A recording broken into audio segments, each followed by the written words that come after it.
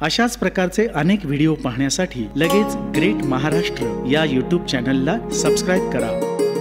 नमस्कार शेतकरी बंधू भगिनींनो, तुम्ही पाहत आहात ग्रेट महाराष्ट्र चॅनल। तुम्ही चॅनलवर नवीन असाल तर लगेच सबस्क्राइब करा आणि घंटीच्या चिन्हाचं बटन दाबा, म्हणजे आमचे नवे व्हिडिओ तुमच्यापर्यंत लगेच पोहोचतील। मित्रांनो, शेळी पालन करण्याचा विषय आला की तो घाट्याचा व्यवसाय आहे, पैसे वाया घालवणारा धंदा आहे। दुश्मनालाही हा व्यवसाय करण्याचा सल्ला देऊ नये अशा बऱ्याचशा निगेटिव्ह गोष्टी तुमच्या कानावर पडतात आणि याने शेळी पालन करू इच्छिणाऱ्याची उमेद मारली जाते। पण आज आम्ही तुम्हाला अशा शेतकऱ्याची ओळख करून देणार आहोत ज्याने या सर्व नकारात्मक गोष्टींना खोटं ठरवत शेळी पालन यशस्वी आणि फायद्याचं करून दाखवले। चला तर भेटूया जयंत भगवान देवकाते यांना। जयंत देवकाते हे नीरा वाघज बारामती येथील शेतकरी असून त्यांनी शेळी पालन हा व्यवसाय सन 2013 मध्ये सुरू केला होता। शेळी पालनासाठी त्यांनी बीटल जातीच्या शेळींची निवड केली। बीटल ही शेळीची जात प्रामुख्याने पंजाब आणि लाहोर ह्या भागात आढळते। ही शेळी जास्त दूध देणारी शेळी म्हणूनही ओळखली जाते। लांब आणि खाली लोंबणारे कान, मजबूत आणि मोठा बांधा, लाल, पिवळे, पांढरे डोळे ह्या वैशिष्ट्यांमुळे ती लगेच ओळखू येते। बीटल शेळी लवकर विते आणि तिची करडेही लवकर मोठी होतात। ह्या शेळीची करडे ही मोठ्या आकाराचे जन्मतात। बीटल शेळीच्या एका वर्षाच्या बोकड्याचे वजन 90 ते 100 किलो असते, त्यामुळे ह्यांना बाजारात ब्रीडिंगसाठी प्रचंड मागणी आहे। त्याशिवाय बकरी ईदलाही यांची मागणी वाढते। ह्या सगळ्या वैशिष्ट्यांमुळेच जयंत यांनी बीटल जातीच्या शेळ्यांची निवड केली। त्यांनी सुरुवात केली ती पंजाब मधून खरेदी केलेल्या 3 शेळ्यांपासून आणि आता तब्बल 80 शेळ्यांचा गोठा त्यांनी तयार केलाय। हा विकास त्यांनी गेल्या 7 वर्षात साधलाय। त्यांचा दिवस सकाळी 6 वाजता सुरू होतो। गोठ्याची साफसफाई झाल्यानंतर ते शेळ्यांना खाद्य देतात। नंतर पुन्हा ओला चारा भरवून पाणी दिल्यावर संध्याकाळपर्यंत शेळ्यांना आराम देतात। पुन्हा संध्याकाळी वैरण देऊन पाणी देतात आणि पुन्हा सकाळपर्यंत शेळ्यांना आराम देतात।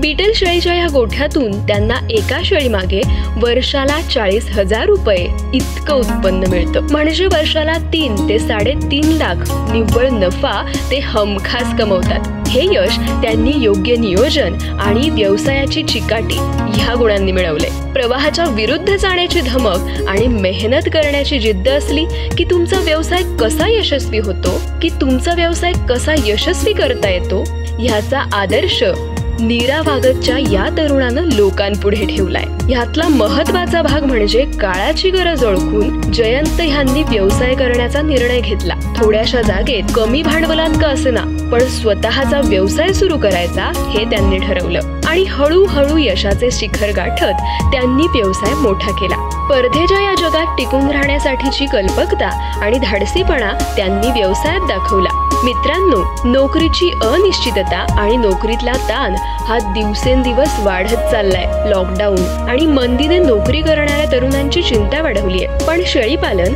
हा व्यवसाय कमी खर्चात जास्त उत्पन्न देणारा व्यवसाय असल्याने या कठीण काळात संकटाचं रूपांतर संधीत करण्यासाठी हा व्यवसाय नक्कीच मदत करू शकतो। हेच जयंत यांच्या उदाहरणातून दिसतं। आणि हो मंडळी, तुम्हाला जर शेळी पालन व्यवसाय सुरू करायचा असेल आणि यासाठी यांच्याकडून शेळ्या विकत घ्यायच्या असतील तर स्क्रीनवरील नंबरवर संपर्क साधा। तर मंडळी, आता आपण पाटील यांची मुलाखत पाहू। नमस्कार। नमस्कार। तुमचं नाव आणि पत्ता सांगा। माझं नाव जयंत भगवान देवकाते, मला अभि पाटील म्हणून पण ओळखतात याच्यात। माझं गाव नीरा वाघज, तालुका बारामती, जिल्हा पुणे। आपल्याकडे किती शेळ्या आहेत आता? आत्ता माझ्याकडे 80 शेळ्या आहेत। कोणत्या जातीची शेळी आहे तुमची? सर्व शेळ्या बीटल जातीच्या आहेत। बीटल जाती। शेळी पालन हा व्यवसाय तुम्ही कधीपासून चालू केला?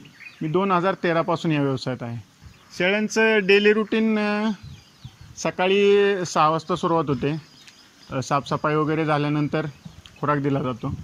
खुराकानंतर थोड्या वेळाने वैरणीची कुट्टी दिली जाते।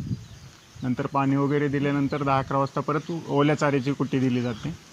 त्यानंतर 4 वाजतापासून परत 4 वाजेपर्यंत त्यांना आराम दिला जातो। 4 वाजता परत पुन्हा रिपीट हीच प्रोसेस चालू होते आणि साधारण 7 वाजेपर्यंत त्यांचं सगळं चारा पाणी झाल्यानंतर त्यांना रात्रभर आराम करायला दिला जातो। या शेळ्यांची पैदास तुम्ही कुठून केली? या शेळ्यांची मी सुरुवातीला पंजाबवरून ह्या शेळ्या घेतल्या होत्या। त्यानंतर आपण घरच्या पण काही शेळ्या तयार केल्या आणि जशा लागतील तशा अजून पंजाबवरून पण शेळ्या आपण घेतो। एक शेळी साधारणपणे किती उत्पन्न देऊ शकते? एक शेळी साधारणपणे एक वर्षाला 40,000 रुपयापर्यंत उत्पन्न देऊ शकते. वर्षाला? हां, एक वर्षाला जर बिटलच्या शेळीचा विचार केला तर वर्षाला 40,000 रुपयापर्यंत उत्पन्न देते. ओके. तुम्ही बिटल ही जात का निवडली म्हणजे ह्या शेळी पालनामध्ये? कारण की आपण शेळी पालनामध्ये ज्या गोष्टी आपण पाहिजेत असा विचार करतो किंवा ज्या गोष्टींची गरज आहे त्या सर्व गोष्टी मला आत्तापर्यंत बिटलमध्ये आहेत असं वाटलं आणि त्यांनी मला तसं हे पण दिलं की आपण शेळी पालन करताना सगळ्यात महत्त्वाचं म्हणजे साईज, पिल्लं देण्याची क्षमता आणि ती पिल्लं पोसण्यासाठी लागणारं दूध, ह्या 3 गोष्टींचा आपण विचार करतो. तर ह्या 3ही गोष्टी बिटलमध्ये पुरेपूर आहेत. बिटलला 2 पिल्लं देतात. दुसरी गोष्ट दूध भरपूर असल्यामुळे पिल्लांची वजन वाढ खूप जलद गतीने मिळते आणि स्ट्रक्चर असताना शेळी मोठी असल्यामुळे पिल्लं पण लवकर मोठी होतात आणि त्यामुळे वजन वाढ चांगली मिळते. शेळी गाभ जाण्यासाठी तुम्ही काय करता वेगळं असं काहीच करावं लागत नाही या शेळ्यांना. आपलं जे नैसर्गिकरित्या आपण जे शेळ्या गाभ घालवतो त्याप्रमाणेच हे पण शेळ्या गाभ जातात. त्याला वेगळं असं काही करावं लागत नाही. फक्त जर बोकड आपल्या शेडमध्ये असेल तर आपोआप शेळ्या गाभ जात राहतात. ही शेळी साधारण 3.5 लिटरपासून 5.5 लिटरपर्यंत दूध देऊ शकते. बरं. आणि एका शेळीचं किती वजन असू शकतं जास्तीत जास्त? जास्तीत जास्त 95 किलोपर्यंत शेळीचं आणि 150 किलोपर्यंत बोकडाचं वजन असू शकतं.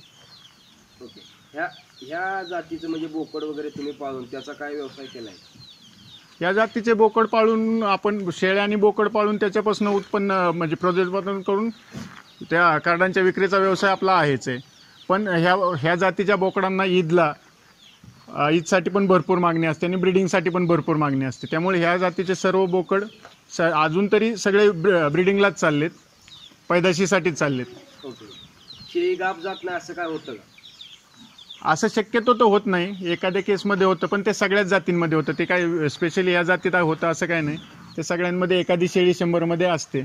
बाकी काहीच प्रॉब्लेम नाही. सगळ्या शेळी उपाय वगैरे काय तुमच्याकडे करता? शेळी जर गाभ जात नसेल तर त्याला वेगवेगळी कारणं आहेत. त्या कारणानुसार त्याचे उपाय केले जातात. ह्या शेळ्या आपल्या वातावरणात सूट होतात का? ह्या शेळ्या आपल्या वातावरणात 100% सूट होतात.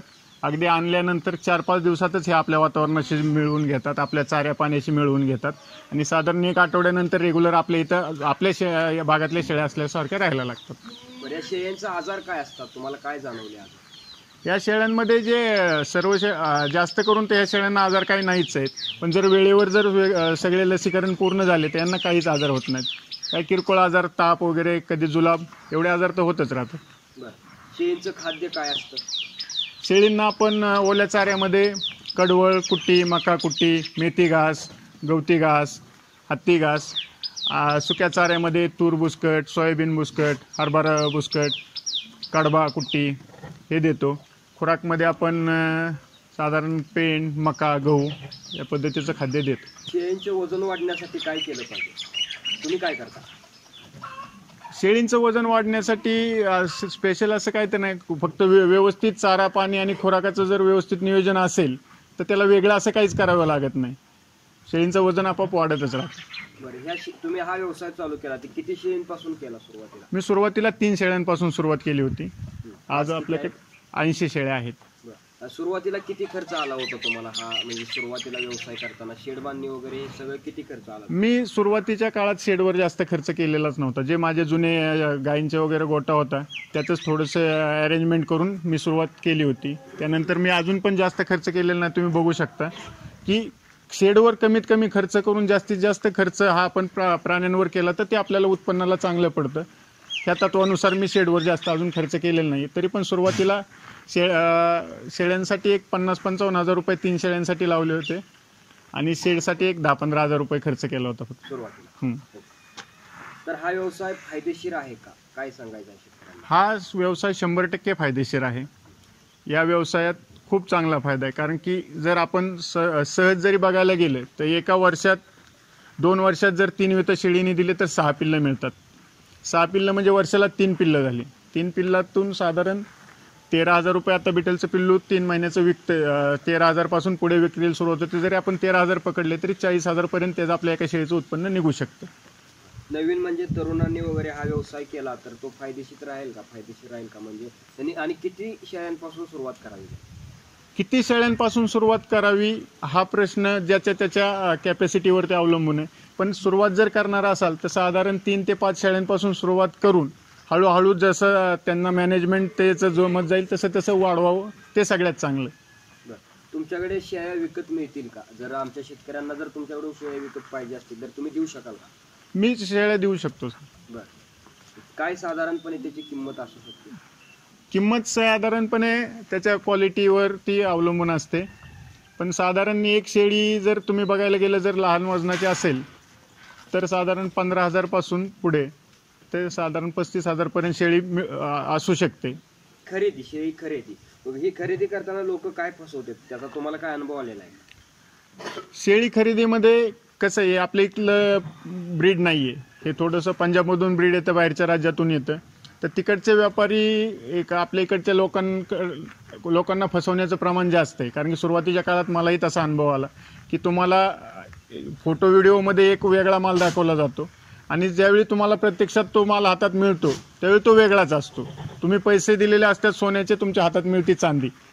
अशा प्रकारे बऱ्याच वेळा फसवणूक होती. आणि बऱ्याच वेळेला असं होतं की ॲडव्हान्स फोनवरून ऑनलाईन वगैरे पैसे ॲडव्हान्स घेतले जातात, नंतर माल दिला जात नाही. ते पैसे पण नाहीत आणि माल पण नाही, असं पण बऱ्याच वेळेला होतं. अजून दुसरी गोष्ट, शेळ्यांमध्ये फसवणुकीचे अजून काय प्रकार काय असू शकतात? शेळ्यांमध्ये म्हणजे आपण ज्याला हे म्हणतो की कमी क्वालिटी, विक्रेते काय फसवू शकतात लोकांना? शेळी विक्रेते कमी क्वालिटीची शेळी तुम्हाला खोटं नाटक काही सांगून चांगल्या क्वालिटीची असं सांगून तुमच्याकडून दुप्पट पैसे सुद्धा वसूल करू शकतात. आणि जिथं पैसे तुमचे एकदा घेतले आणि शेळी एकदा तुम्हाला दिली की त्यानंतर ते त्याची कोणती जबाबदारी घेत नाहीत. बरोबर.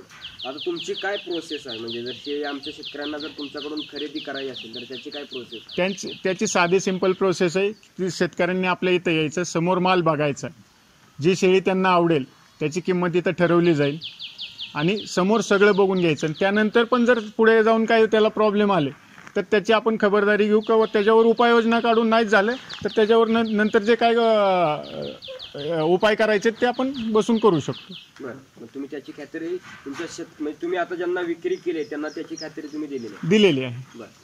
तर आणि पण असं कधीच होत नाही की आमच्याकडे परत ते तक्रार कोणती आली असं आतापर्यंत तरी झालेलं नाहीये. कारण की आपण देताना सगळ्यांना सगळं व्यवस्थित सांगून देतो. ह्या व्यवसायातून मग आता तुम्हाला एक रुपयामध्ये आम्हाला सांगा की किती उत्पन्न मिळते सध्या?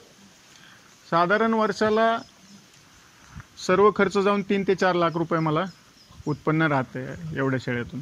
बरं, म्हणजे निव्वळ नफा त्यातून? निव्वळ नफा 3 ते 4 लाख रुपये राहतो. ओके. वैरणीसाठी तुम्ही काय करताय, म्हणजे खाद्यांसाठी स्वतः विकत आणता का कसं? नाही, घरचाच चारा वापरतो मी. घरचा. ओके. तर शेवटचा संदेश काय द्याल तुम्ही शेतकऱ्यांना? शेतकऱ्यांना हेच आहे की आत्ता जे कोरोनाच्या पार्श्वभूमीवर जर आत्ता बघायला गेलं तर नोकऱ्यांमधील अनिश्चितता आणि नवीन मिळणाऱ्या नोकऱ्यांची संख्या कमी झालेली असल्यामुळे तरुणांनी जर उद्योगात उतरायचं असेल तर हा सर्वात चांगला कमी भांडवलात आणि शाश्वत उत्पन्न देणारा व्यवसाय म्हणून शेळीपालनाकडे बघायला हरकत नाही. आणि शेळीपालनात करू इच्छिणाऱ्या कमी भांडवलात आणि लवकर उत्पन्न चालू होणारा व्यवसाय म्हणून या व्यवसायात यायला काहीच हरकत नाही. धन्यवाद. थँक्यू. धन्यवाद. तर मंडळी, हा व्हिडिओ कसा वाटला नक्की कमेंट करून कळवा. आणि तुम्ही जर शेळीपालन व्यवसाय सुरू करणार असाल तर तुम्हाला शेळीपालन व्यवसायासाठी ग्रेट महाराष्ट्र टीम कडून शुभेच्छा. धन्यवाद.